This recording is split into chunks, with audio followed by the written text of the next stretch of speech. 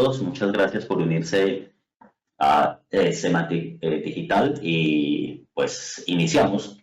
Iniciamos, como bien mencionó José Ramón, mi nombre es Fernando Ramírez, yo soy el responsable del área de ciberseguridad y gobierno en Semantic Systems.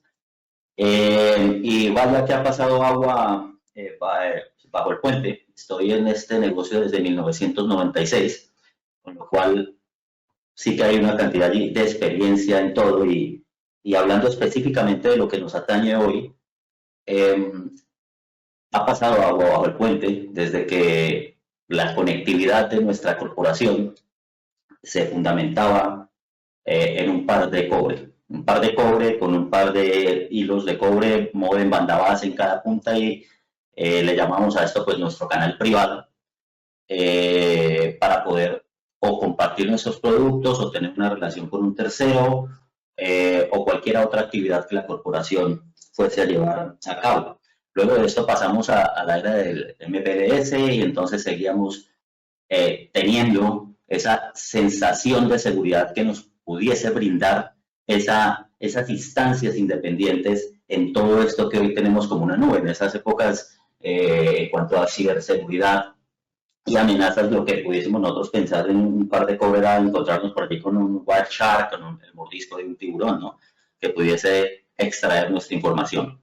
Hoy es impensable pensar que una corporación no deba, para cumplir sus objetivos, estar en una malla de conectividad y estar conectada, estar en una red pública con una cantidad de puntos que esa red pública brinde la posibilidad de volverse privada en determinado momento.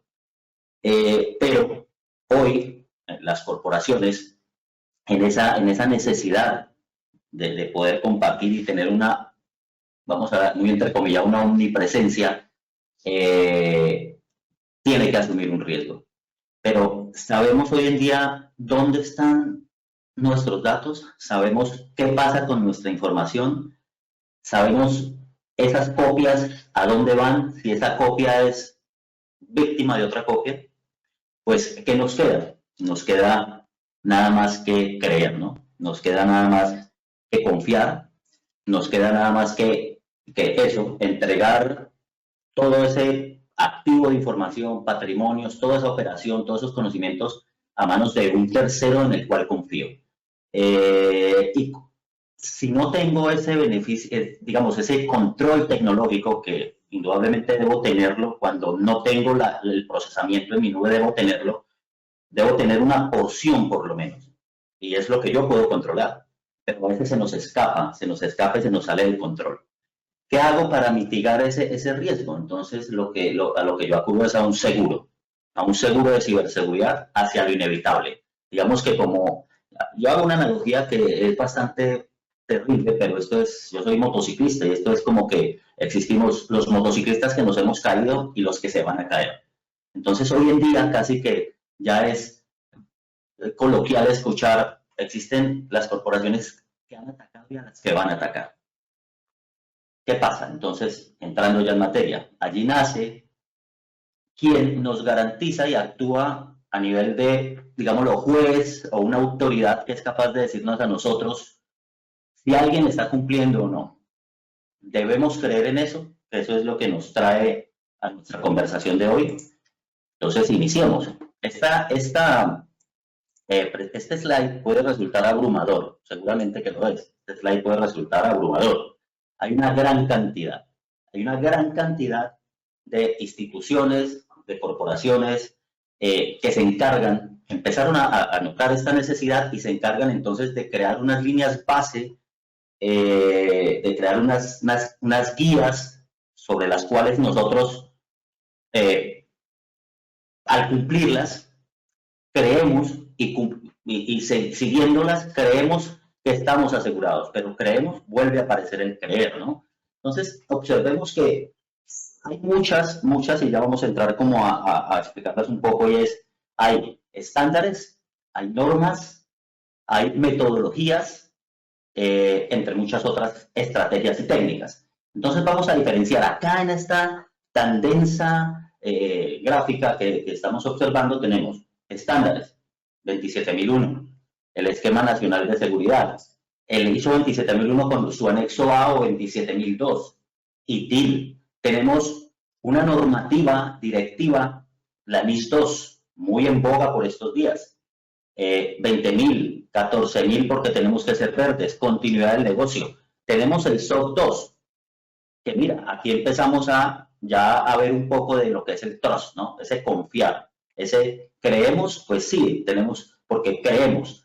Está un análisis de riesgo, todo en el marco de un planear, un actuar, un hacer, un chequear, que es lo que nos va a garantizar que lo estamos aprovechando, nos va a evidenciar que lo estamos aprovechando y nos va a garantizar una mejora continua. Existen análisis de riesgo, existen frameworks como el NIST de análisis de riesgo, que ya lo vamos a ver un poco muy rápido más adelante, Magic nuestro en España, el PCI para la banca, tenemos Capability Maturity Model Integration, que da fe de cuán madura es nuestra compañía en aspectos de procesos implícitos, los aspectos de seguridad. Existen otros SGSI, Sistemas de Gestión de Seguridad de la Información, no solo el 27.000, que tal vez a veces no los conocemos. Entonces está el SOGP, está el ICM, que es Information Security Maturity Model justamente, que es otro SGSI.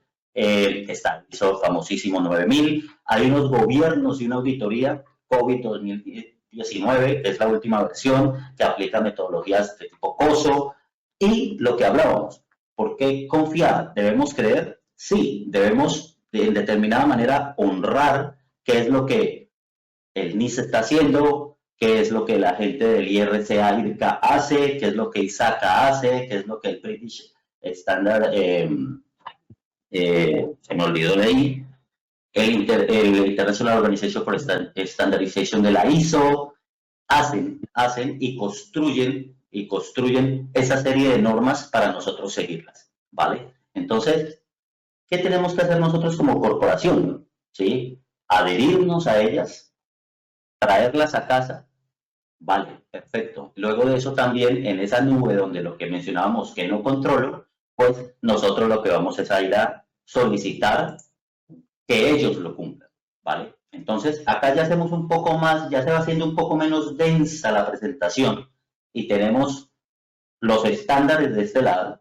¿sí? Estándares como tal, 27.000 SOC 2 que emiten certificación, 27.002, 20.000 PCI orientado a la banca, volvemos y lo decimos, otros SGSIs y tenemos que todos tienen una situación común, ¿sí? El ciclo DEMIC es común a todos.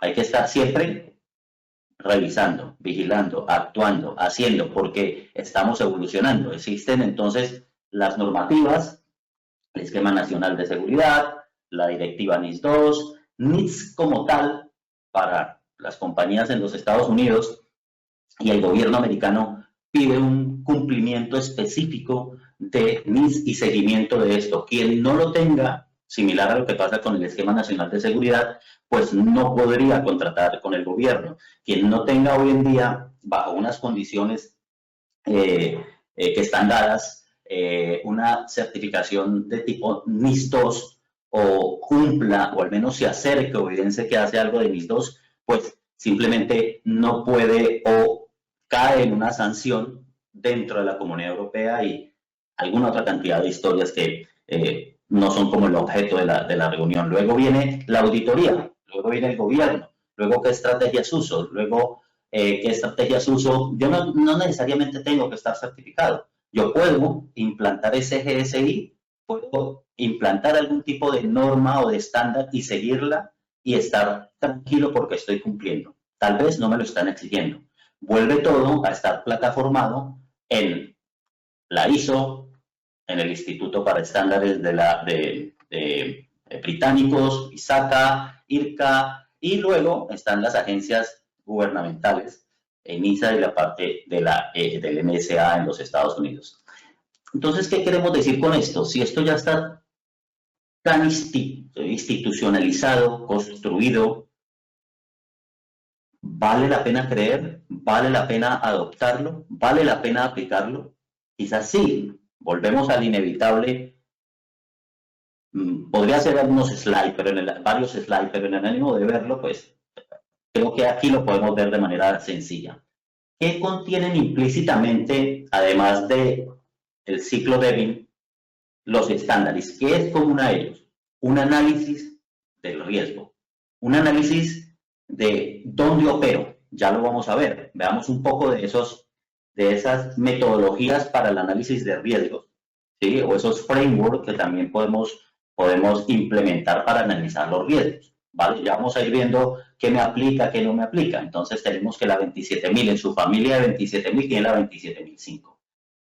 Todos tienen similitud, todos tienen un nivel de profundidad. Unos pueden hablar de lo cualitativo, de lo cuantitativo, y esa parte es bastante compleja en el comienzo de todas las corporaciones, cuando no están del todo maduras, comenzar a madurarlo, porque yo empiezo a tener una percepción de ese riesgo, ¿sí? Que empiezo a decir desde lo cualitativo qué pasaría si, pero como casi en un imaginario, casi que en un imaginario. Entonces, ya en el transcurrir, en la forma en que yo voy madurando, ya empiezo a ponerle a cada una de estas situaciones números, pero necesito estar midiendo.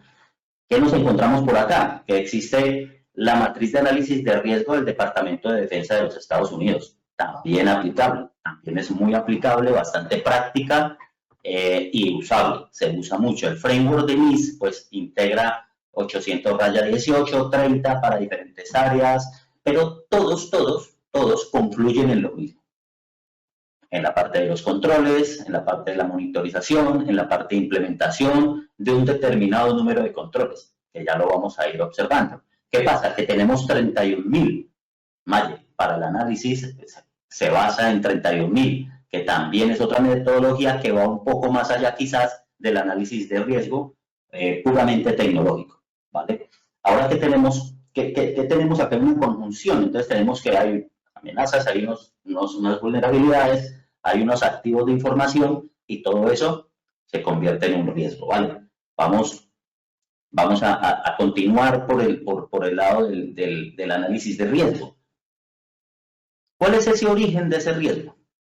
Los entornos, los contextos, dónde se mueve mi compañía, cómo me interconecto, con quién trabajo, con qué países, de dónde vienen mis materias primas, ¿sí? Tenemos países que políticamente tienen altísimo riesgo, pero yo tengo que trabajar con ellos porque definitivamente es quienes me brindan la materia prima, pero incluso a veces tenemos bloqueo por país de cierto país, por diferencias políticas. Entonces allí es donde empezamos a jugar con la disponibilidad y empezamos a jugar con una cantidad de factores y de variables que nos llevan a asumir una posición demasiado riesgosa, la cual yo asumo, transfiero y empezamos no vamos a hablar de riesgo desde luego, pero empezamos y seguramente para la audiencia muchos de estos temas son muy familiares, empezamos a hablar de esa dificultad, de esa percepción del riesgo, de si me arriesgo o no, si acelero un poco más en aquella curva, si aprieto el acelerador antes,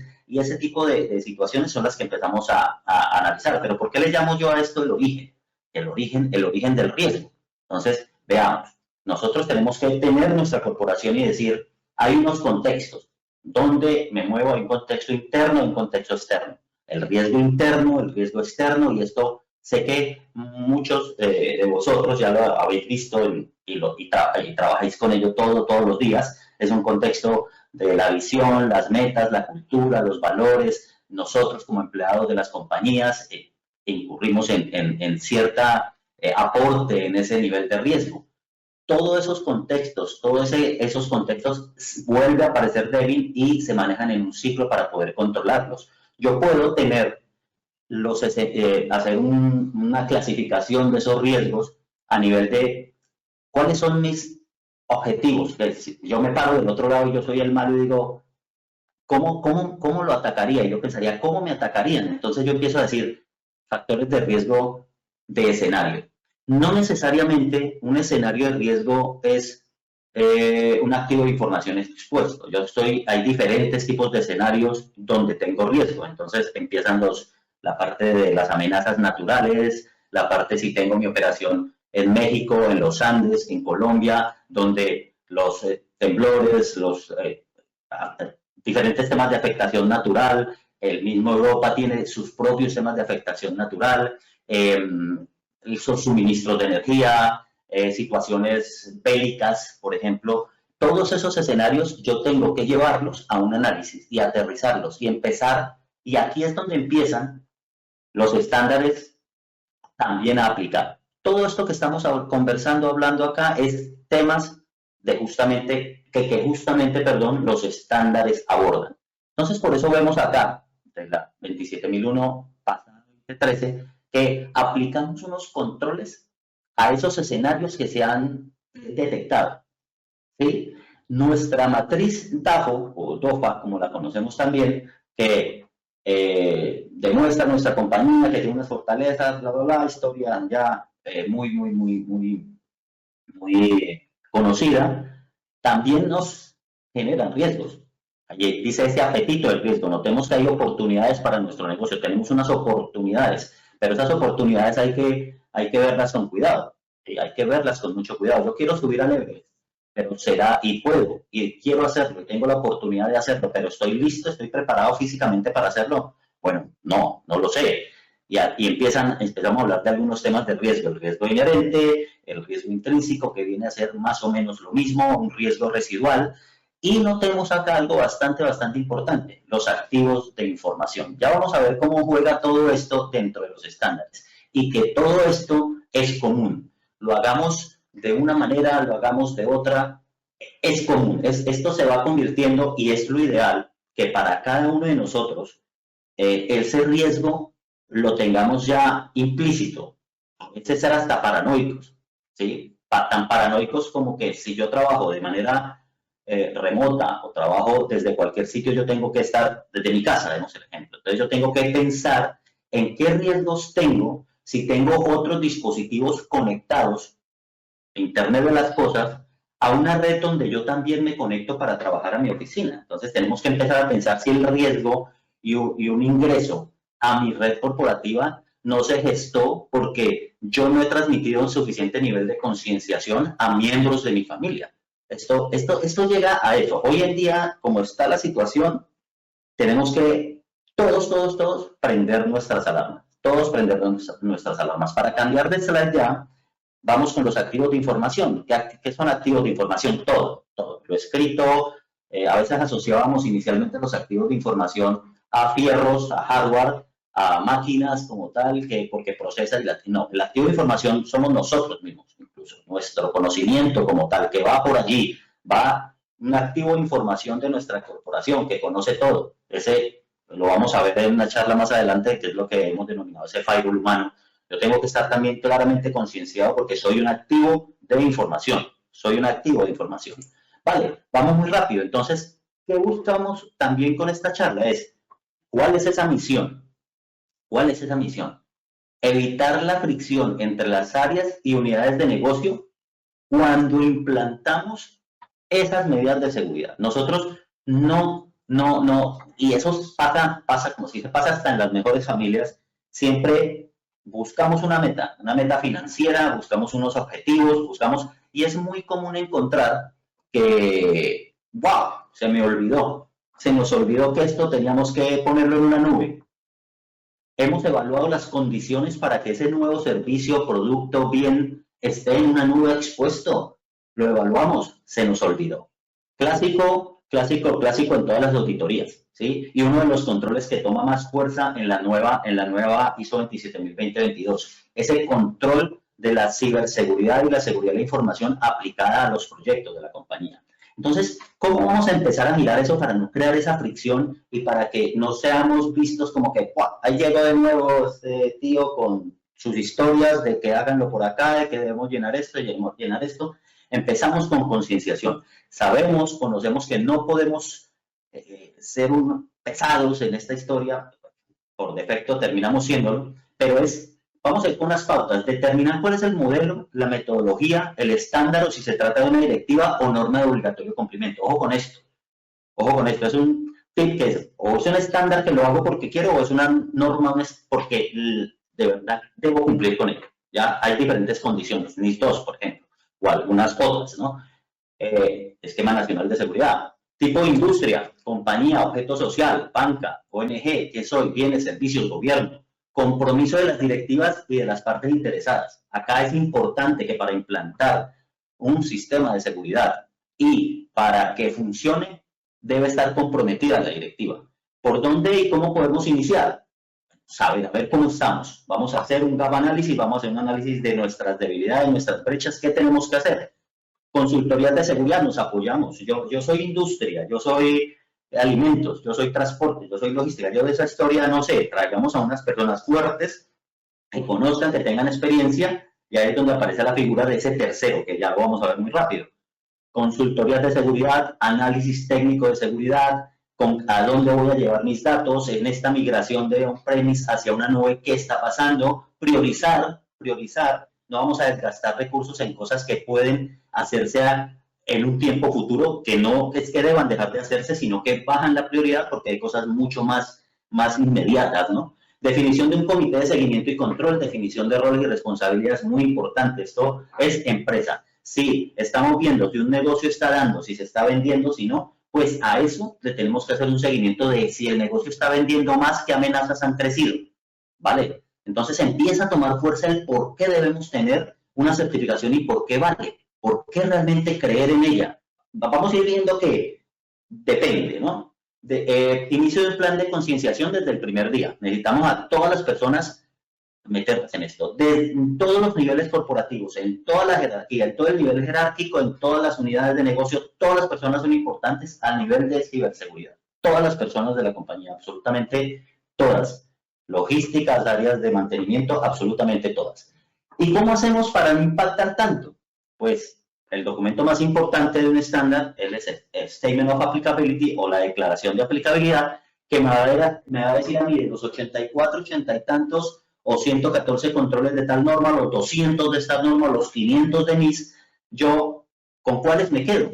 A ver, el cohete debe estar, el cohete debe estar en una zona no tan húmeda, bajo no sé cuántos 0 grados, pero yo no hago cohetes, listo, entonces hago este Statement of Applicability, me dice a mí un checklist de qué debo cumplir y en qué debo reforzar, y qué definitivamente no lo hago. Típico es el de los controles de desarrollo de software, que se cree que aplica para todo lo que sea IT, pero allí tenemos que hilar un poco delgado para saber qué nos aplica o no.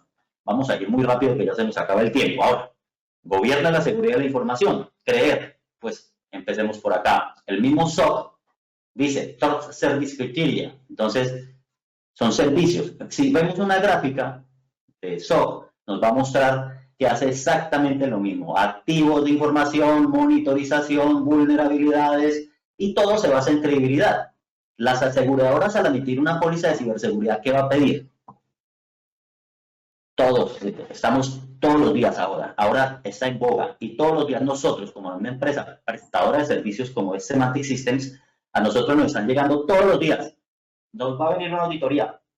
Bienvenidos. Nosotros estamos bien, damos fe. Auditoría de segunda parte, encargado de tratamiento de los datos privados, RGPD, todo ahora es eso. Que voy a comprar un seguro de ciberseguridad, pero tú me llevas mi tecnología, lo que voy a asegurar. Nosotros sufrimos de algo, y es que nos echamos en el hombro el riesgo de nuestros clientes, ¿cierto? Porque esto es industria y nosotros somos especialistas en ciberseguridad, pero la industria necesita la ciberseguridad y necesita las comunicaciones y los sistemas para prestar su servicio. Las auditorías externas que emiten certificado que a su vez auditan, ¿sí? Me dan un certificado, pero ven, me estás cumpliendo. Las instituciones que estudian, crean, evolucionan y conservan las buenas prácticas que los controles sugieren aplicar. ISACA, los que estábamos hablando, el IRCA, el Instituto Británico de Estándares, la ISO y todos estos estudiosos de esta situación que se dan a la tarea de crear todos esos baselines, guías de hardening, bastionado de estas historias, lo trabajan, conocen las tecnologías, saben qué tecnologías específicamente hay que hacer. La RGPD y la protección de datos personales tiene una porción técnica gorda donde, imagínate, esto es privacidad, pero ¿y privacidad de dónde están? Almacenados en equipos tecnológicos, ¿vale? Aplicar, administrar y seguimiento. Entonces, ¿qué sucede? Nivel de aplicabilidad, el Statement of Applicability. Administración, ciclo débil. Auditorías internas, pero está bien aplicada y administrada, evidencia. Como bien dice mi apreciado Juan Funcia, yo creo en Dios, para lo demás, evidencia. Evidencia, ¿vale? Entonces, estar certificado garantiza que no voy a sufrir un ataque. Una gran mentira, no, pero depende. Depende. Entonces, entremos. ¿Qué es lo que hacen las certificaciones? Desde mi punto de vista y en la experiencia, las certificaciones de seguridad y la mitigación del riesgo. ¿Qué hacen? Ayudan a eso, a mitigar, a hacer que tarde o que nunca llegue, en el mejor de los casos, un ataque. Pero eso de qué se fundamenta en una administración dedicada, una administración, un honrar esa política de seguridad, un entrenamiento. Desde lo administrativo, ¿qué tenemos que hacer? La alta dirección se encuentra comprometida. Standard of Applicability. Sí. Se hacen las reuniones de seguimiento y se aplica la mejora continua. Chequeado. Para todos los proyectos corporativos prevalece la seguridad de la información. Evidencia. Déjame ver cuánto se puso en dinero en ese proyecto en ciberseguridad. Tenías que poner un agente de tal cosa, tenías que vigilar esto. Del sitio web no podía ser cualquier sitio web. ¿Se invirtió? Sí. La dirección del recurso humano garantiza que los empleados están alineados con la ciberseguridad. Sí, comprometidos, estudian, se hacen revisiones cada año, 3, 4 pruebas y las personas están bien entrenadas, se hacen simulaciones. Todos los contratos y la administración de terceros, clave. Si yo quiero estar seguro, y estoy muy seguro, quiero que tenga una relación con alguien que también esté asegurado. ¿Sí? No puedo ir por ahí con el que me aparezca, que me dio un precio económico, pero ¿será que eso tan económico? A ver, ¿qué tipo de fabricante es? etc. Implementa seguridad. Bien. Entonces los controla. Vamos. Desde lo tecnológico, las auditorías son aliadas. Es fuego amigo, que apoya a las áreas de tecnología en brindar una visión global y transversal a los procesos y a las tareas puramente técnicas. Crack, metidos de cabezas en los servidores, configurando, haciendo que tiene que funcionar, que tiene que, si hace ping, hace ring, que tiene que subir el enlace, que corra presión, que hay que facturar esta semana, se me olvidó tal cosa, deja ese puerto abierto, deja el FTP, no importa, después lo cerramos, es temporal, es no sé qué. No, tiene que haber una auditoría que ayuda y tiene que verse como eso que tiene conocimiento técnico y que dice, oye, ¿viste esto? No, estaba muy presionado, no lo vi, se me ha olvidado verlo, se me ha olvidado hacer actualización. Puse para todos los servidores, pero el servidor que estaba en no sé dónde, se me olvidó meterlo en la parte de actualización de parches de vulnerabilidad, o no le estoy haciendo backups. Y ahí es donde empieza uno a aplicar esos controles en el beneficio de la operación. Y un estándar bien aplicado es o no esté certificado, que busca un control de cambio de la infraestructura bien controlados, unos planes de respuesta a incidentes efectivos y verificados, una continuidad, un plan de capacidad y redundancias probadas, una continuidad y resiliencia comprobada y sometida a pruebas, una administración adecuada de los activos de información. Estos son al final el mayor objetivo de los atacantes, ¿sí? No puedo salir a exponer sin poner las medidas y las capas de seguridad adecuadas, y entonces yo tengo que dar evidencia.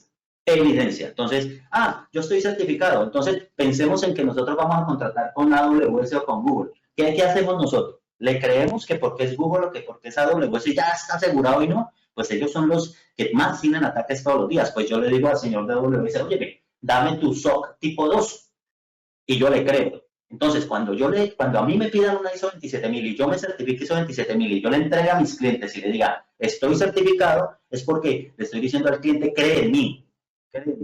Pero ese cree en mí es, hombre, doy fe de eso porque lo hago bien. Monitorizo, hago observación continua, lo cual apoya la mejora continua justamente del negocio. Y esto es. En eso nos movemos.